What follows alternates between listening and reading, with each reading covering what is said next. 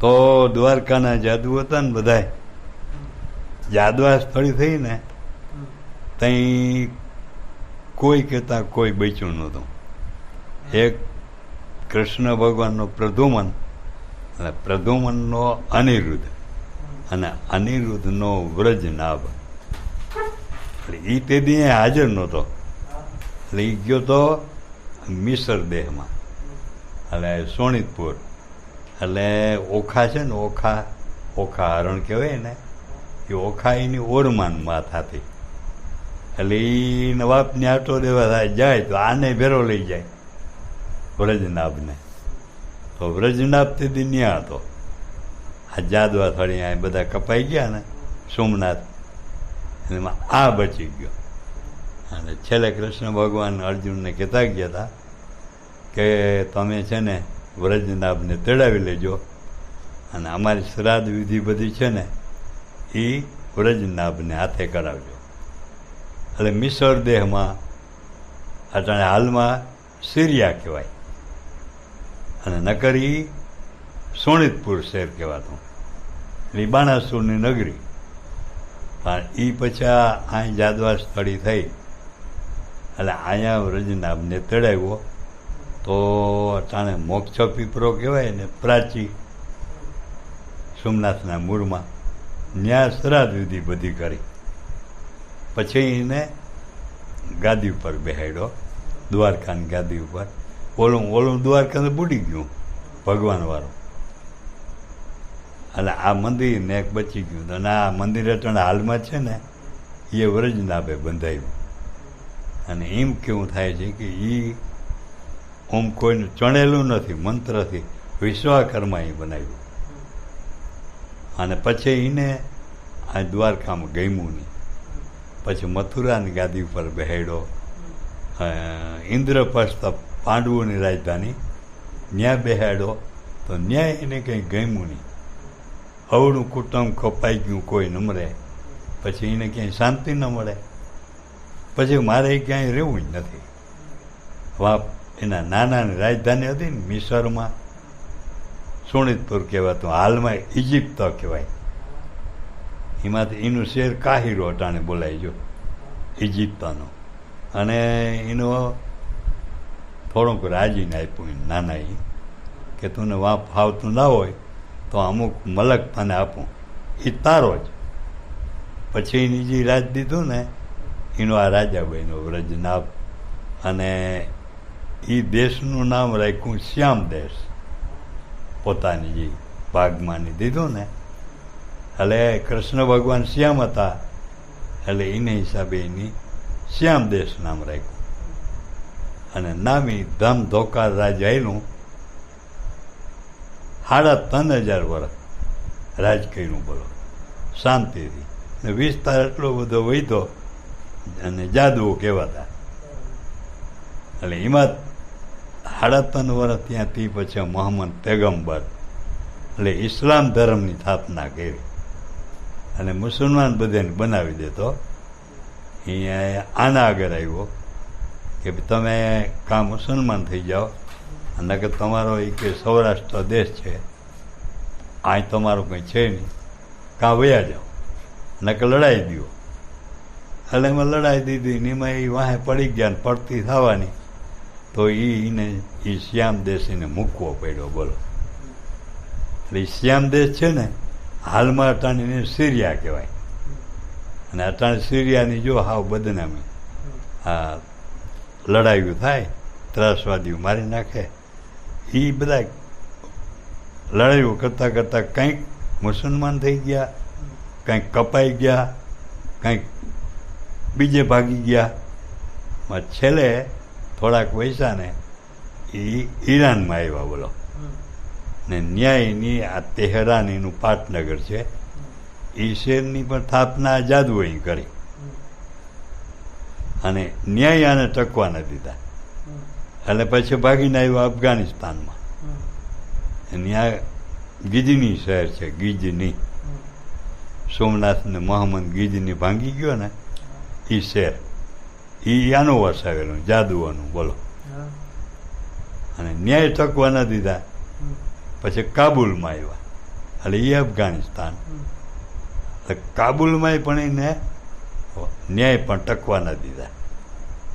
પછી છેલ્લે એક દેવેન્દ્ર રાજા એક જ રહ્યો, કૃષ્ણ ભગવાનનો વંશો, અને એના દીકરા 4. એટલે એ છોકરાનું નામ હતું અસ્પત, નરપત, ગજપત અને ભૂપત, 4 ભાઈઓ. અને દેવેન્દ્ર એના બાપુનું મોત ન્યા અફઘાનિસ્તાનમાં કાબુલમાં થઈ ગયું. છેલ્લે આ 4 જ રહ્યા. એને વાહે મોહમ્મદ પેગમ્બર પડી ગયો, તો એ બધા ભાગી અને હિંગળાજ માતાજી આવ્યા કાબુલમાંથી. ત્યાં માતાજીની સ્તુતિ કરી, તો માતાજી અમને કે તમે કંઈક અમારું રક્ષણ કરો, તો અમારે આશરે આવ્યા. બોલો, માતાજી ત્યાં પ્રગટ થયા. હિંગળાજ માતાજી અફઘાનિસ્તાનના ને પાકિસ્તાનની સરહદ ઉપર છે. તો માતાજી કે ભાઈ તમે આવ્યા છો બરોબર છે, પણ હવે તમારે કે દુર્વાસા મુનિનો શ્રાપ છે, એટલે હવે અટાણે મારું કંઈક કામ ના આવે. દ્વારકા 56 કોટીના જાદુઓ કહેવાતા એમાં 4 જ બચ્યા, બાકી કોઈ ન મરે. એની મોરના જાદુ હતા ને એ આખા બધા બિહારમાં, એ બધા મથુરાથી વહી ગયા હતા. અહીં દ્વારકાવાળા કે નહીં. પછી માતાજી કે ભલે હવે હું દુર્વાસા મુનિને બોલાવું. દુર્વાસા મુનિને માતાજી બોલાવ્યો. આને પૃથ્વીથી અધર 4 માતાજી હતાડી મૂક્યા. બોલો. અને દુર્વાસાને કહ્યું હવે તમે કે કૃષ્ણ ભગવાનનો વંશ પૃથ્વી ઉપર છે જ નહીં, હવે તમે હરાપ ખેંચી લો. તાકે એ હું ખેંચું નહીં, મને એના ઉપર બહુ ખીજ છે, મારી ઠેકડી કરી એની. તાક વાત સાચી, પણ હવે એ વંશ જ નથી કૃષ્ણનો, પછી તમારે હરાપ ખેંચી લેવો જોઈએ ને. તાક હું સમાધિમાં જોઈ જાઉં. માતાજી કે જોઈજો, પૃથ્વી ઉપર કૃષ્ણ ભગવાનનો વંશ જ નથી. ખરેખર જોયું તો કોઈ વંશ જ નહોતો આનો. આ 4 જણા હતા એ અધર માતાજી હતાડ્યા હતા. સમાધિ ખોલીને કહ્યું જાઓ મારો શ્રાપ હું ખેંચી લઉં. ત્યાં માતાજી આ 4 જણાને હાજર કર્યા. એ કે જો આ છે જાદુઓ, તક હવે હોય ને તોય મને કંઈ વાંધો નથી, ભલે કે મારો શ્રાપ હું ખેંચી લઉં છું. પછી ત્યાંથી દુર્વાસા મુનિ વયા ગયા.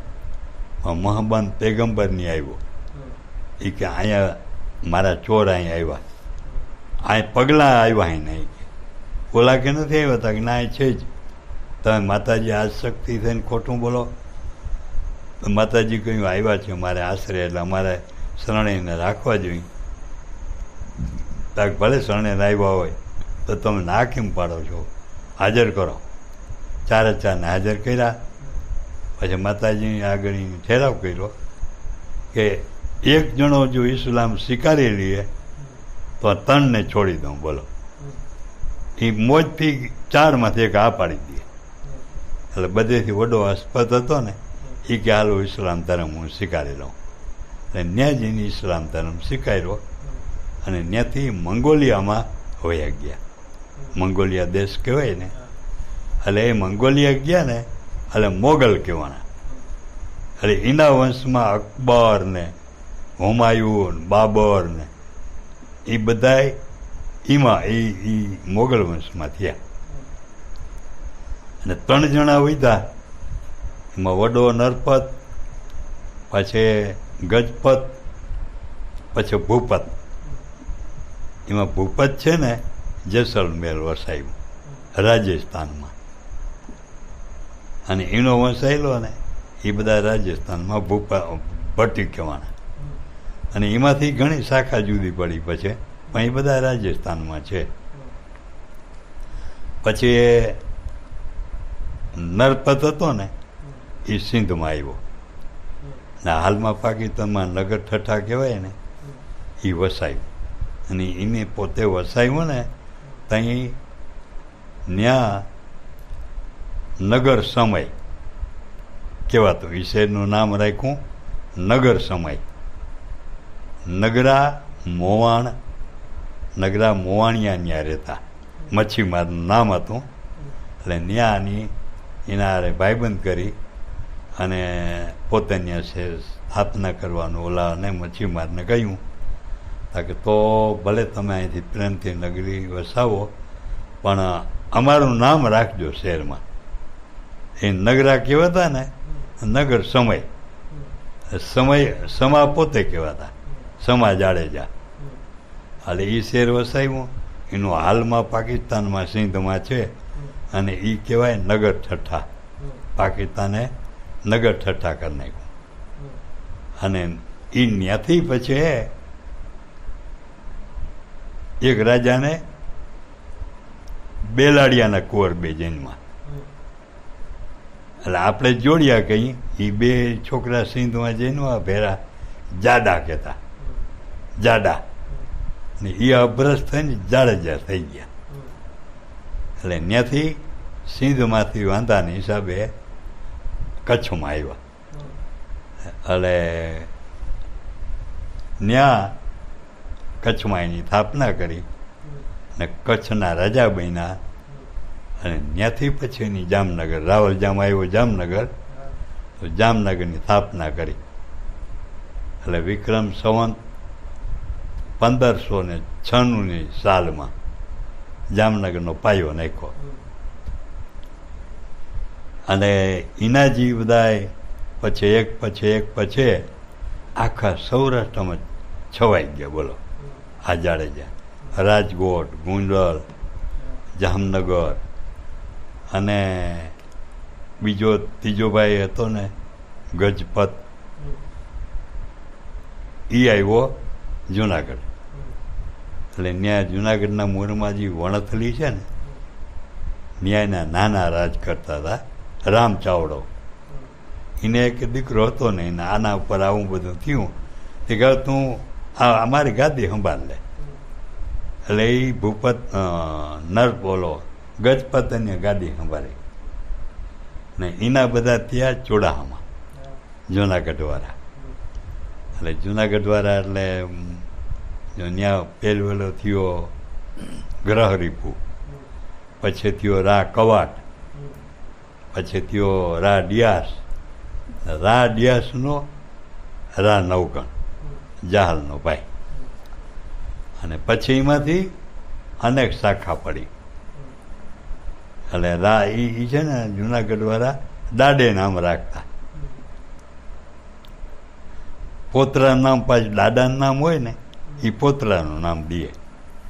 એટલે પહેલો નવગણ જાહલનો ભાઈ, પછી એનો દીકરો થયો નામ રાખ્યું રા ખેંગાર. એનો દીકરો પાછો રા નવગણ, એ બીજો રા નવગણ. અને એને 4 દીકરા થયા બીજા નવગણને. એટલે એનો એક દીકરો જણકોતર નામ હતું રા ખેંગાર, એ રાણક દેવી વાળો, એ બીજો રા ખેંગાર કહેવાય. પછી એ નવગણ બીજો નવગણ હતો ને આ ધોની માણસ હતો. એ એક આમ શિકાર કરવા ફરવા ગયો એટલે આ નળકાંઠામાં. તો ત્યાં મેળતા શેર હતું, ત્યાં મૈડા રજપૂતો રાજ કરતા હતા. એમ એક છોકરી સ્વરૂપમાં નથી. નવગણ દેખી ગયો, એ કે મારા વેરે લગ્ન કરાવો. તો ઓલાવે ના પાડી, તો હું બળજબરીથી લઈ જાય. એટલે પછી એ છોકરાના દીકરીને દાદા હતા ને એને કહ્યું આપણે શું વાંધો છે દીકરી દેવામાં. જુનાગઢનો રાજા નામી એ નક્કી થયું અને લગ્ન થયા ત્યાં. પણ એ છોકરીનો ભાઈ હતો ને એનું નામ હતું હંસરાજ. એ કે મારો દાદા મહિના નહીં, બાકી ન કહું હું ક્યાં રા નવગણ મારી બેન દઉં નહીં અને અહીંયા જ હું મારી નાખું એ નહીં કે. પણ હવે મારા દાદાની મરજી મારા બાપની મરજી છે, મારું કામ ના આવે. પછી લગ્ન પતી ગયા, નવગણ હાલતો થઈ ગયો ને પછી એના માણસોએ કહ્યું તમારો હારો આમ બોલ્યો તો નવગણ મારી નાખા થઈ ગયું, હું દઉં નહીં, મારી નાખો તો મારે, પણ મારા દાદા મહિના નહીં. એટલે નવગણે પ્રતિજ્ઞા લીધી કે એક દી મારા હારાને મારી નાખી, આ મારી પ્રતિજ્ઞા. પછી જસદણ આગળ વાઘેલાનું રાજ હતું, ભૂપત વાઘેલો કહેવાતો અને કિલ્લો ચણતો હતો, અધૂરો હતો. એટલે એ બોલી ગયો કે આ નવી રાણીને લઈને જાય, મારો કિલ્લો અધૂરો છે, ના કે હું અહીં જગ્યાએ ઝટી લેતો, હું ઉતારી લેતો એને અહીં. એટલે એ ઓલા નવઘણના માણસોની વાત કરી, કોલો વાઘેલો આમ કહેતો હતો ભૂપત, તક જાઓ મારી બીજી પ્રતિજ્ઞા. એ ભોયરું એનું ગામ હતું, એ ભોયરાનો કિલ્લો હું પાડી નાખી કે. પછી ઘરે આવ્યો અને એને ને પાટણને ને સિદ્ધપુર પાટણને ને જુનાગઢને કાયમી વાંધો. પછી એની ત્રીજી પ્રતિજ્ઞા લીધી હતી કે હું ઉગમણો દરવાજો પાટણનો છે એને હું તોડી નાખી, મારી ત્રીજી પ્રતિજ્ઞા. અને એ પાટણ ઉપર ચડાઈ કરીને લઈ ગયો અને એના સેનાપતિ ના પાડતા હતા કે 15 દી પછી જાઉં, હમણાં નથી જવું. પણ સેનાપતિનું માયનો નહીં, ધરાર ગયો. એમાં સિદ્ધરાજે એને પકડી લીધો, બોલો, જીવતો. એટલે સિદ્ધરાજ મારી નાખતો હતો, બીજા કંઈ મરાય નહીં. તો કંઈક અંગભંગ કરી અને મૂકી દો. એટલે હું કહ્યું નવગણે કે તમે અંગભંગ કરો ને એથી મને મારી નાખો. પછી એને મૂકી દીધો કે અમારા સામું કોઈ તારે ચડાય ન કર્યું. તાક ભલે. એમાં પકડાઈ ગયો. ત્યાં ઓલા સિદ્ધરાજના એક ગઢવી હતા ને, એ વખાણ સિદ્ધરાજના બહુ કરતા હતા. અને આને બાંધી મૂક્યો હતો. પણ મનમાં ચોથી પ્રતિજ્ઞા લીધી કે એક દી આ ગઢવીના ગાલ ફાડી નાખી. 4 પ્રતિજ્ઞા લેવાઈ ગઈ. અને એ જુનાગઢ આવ્યા, 4માંથી એકે પૂરી ન કરી ગયો. બીજો નવગણ. પછી મરવા ટાણે જીવ ન જાય, પ્રતિજ્ઞા કે પૂરી થઈ નહીં. એટલે તેદી ઓલા દેહી હોય, રાજવૈદ્યને બોલાવ્યા. નાડી જોઈને કહ્યું, ભાઈ તમારા બાપને બીજું કંઈ છે નહીં, પણ મનમાં કંઈક એને રહી ગયું છે. હવે તમે એકાદ હું એવી દવા પાઉં એ 2 મિનિટમાં બોલવા માંડીએ, તમે પૂછી લેજો એને શું છે. અમે દવા પાઈને બધા બહાર નીકળી ગયા. 4 છોકરા રહ્યા એને. અને નવગણ મીડો બોલવા અને પૂછ્યું, શું છે બાપુ, તમારો જીવ કેમ નથી જતો? તાક મેં 4 પ્રતિજ્ઞા લીધી હતી, એમાંથી એકે હું પૂરી ન કરી શક્યો. એટલે એમ મારો જીવ જતો નથી. તમે એક પ્રતિજ્ઞા 4 દીકરા છો, લઈ લ્યો તો મને શાંતિ થઈ જાય. તાકે લઈ. એટલે વડો રાયગણ હતો, એને કહ્યું કે હું મારો મામો જે હંસરાજ છે ને હું મારી નાખી. તાકે તો જા. એ રાયગણના રાયજાદા થયા. એને માંગરોળ આગળ 24 ગામ આપ્યા. એનો વંશાયેલો ને એ રાયજાદા કહેવાના.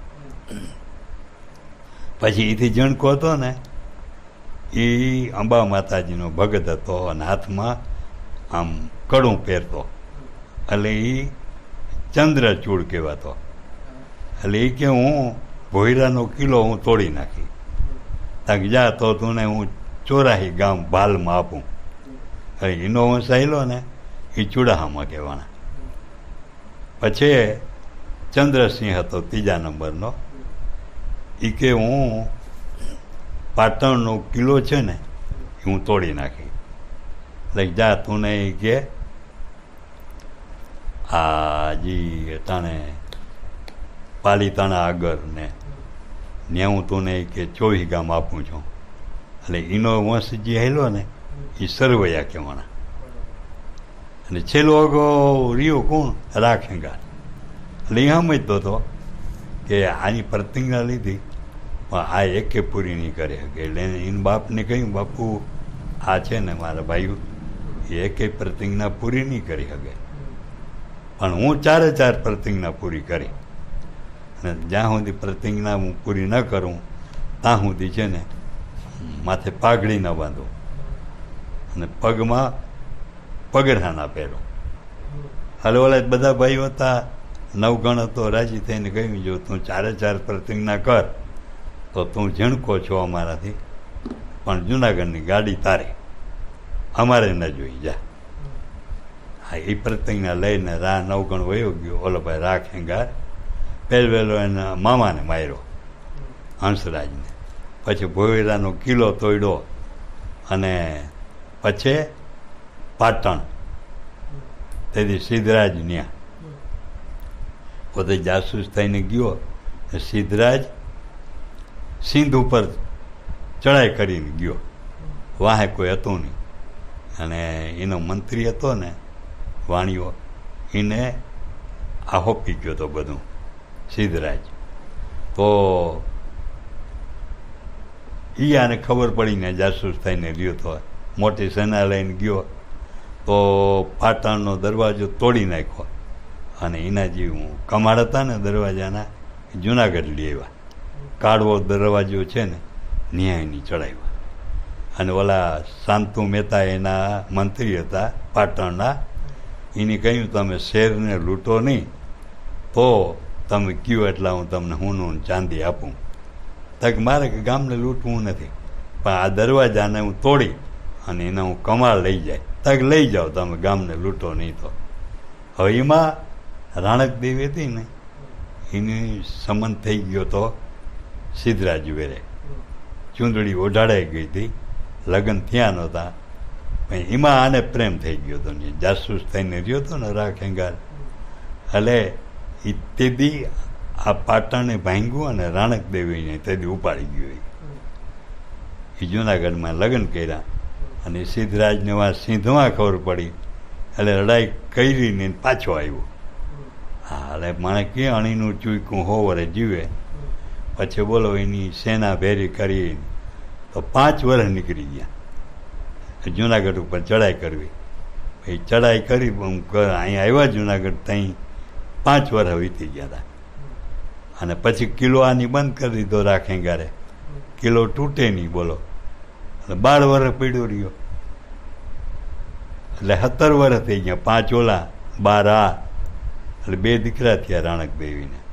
પછી એના 2 ભાણેજો હતા, દેસળ અને વિસળ. એટલે એ ખૂટી ગયા. એક દી દરવાજો ખોલી નાખ્યો અને એમાં સેના બધી પાટણની આવી ગઈ. અને એમાં સિદ્ધરાજ લડાઈમાં જીતી ગયો, રાખેંગાર મરાઈ ગયો. રાણક દેવીને ઉપાડી જવાનું કર્યું. એટલે કહ્યું મારે 2 દીકરા છે, છોકરા 2 પડખે આવીને ઊભા રહ્યા, મારવાની તૈયારી કરી હતી કે 2 છોકરાઓને મારી નાખ્યા. અને રાણક દેવીને એમ કહ્યું અમે રાખેંગાને પકડીને લઈ જઈએ છીએ એમાં પાટણ, તમે વેલમાં બેસી જાઓ. ત્યાં રાણક દેવી વેલમાં દરાર બેહાડ્યા, પણ પછી આને જો ગિરનારને હરાપ દીધો.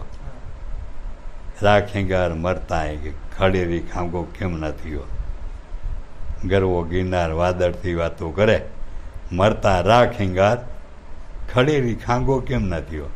મીડા ચોહલા પડવા ઉપરથી.